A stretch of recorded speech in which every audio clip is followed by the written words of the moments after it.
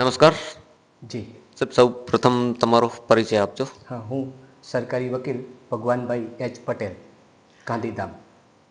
સાહેબ, કાલની તારીખની અંદર જે રોટરી સર્કલ ઉપર બનાવ બનેલો એ સંદર્ભમાં આજે જામીન અરજી માટે એ લોકો આગળ આવ્યા હતા. જી એ બનાવ વિશે જરાક વિગતવાર જણાવજો.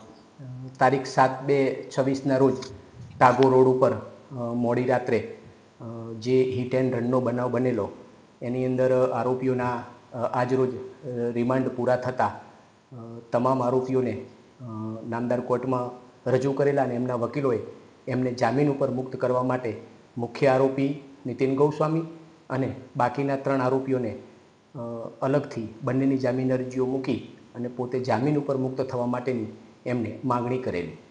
તમારા તરફથી ધારદાર રજૂઆત? જી, નામદાર કોર્ટમાં અમોએ સરકાર વતી રજૂઆત કરેલી કે આવા ગુજરાત રાજ્યમાં વારંવાર હિટ એન્ડ રનના કેસો બને છે.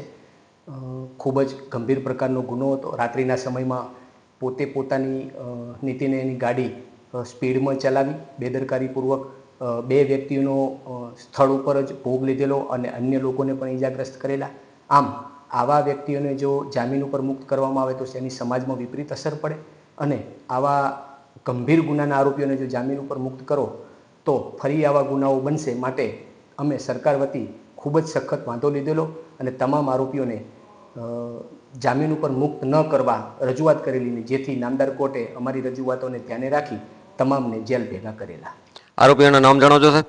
હા, મુખ્ય આરોપી તરીકે નીતિન ગૌસ્વામી અને અન્ય સહ આરોપીમાં દીપક, તરુણ અને મનીષ, એ 3 નામ હતા. કોર્ટની અંદર કેફી પીણું પીધેલો હોય એ બાબતમાં કોઈ દલીલ? સોરી, ફરી?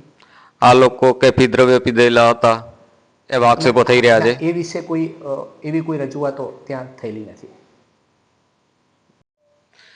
સાહેબ, હિટ એન્ડ રનના કેસમાં મુખ્ય આરોપી તરીકે ડ્રાઈવર જ હોય છે, પણ આ જે બીજા 3 આરોપીઓ છે એમનો શું રોલ છે અંદર?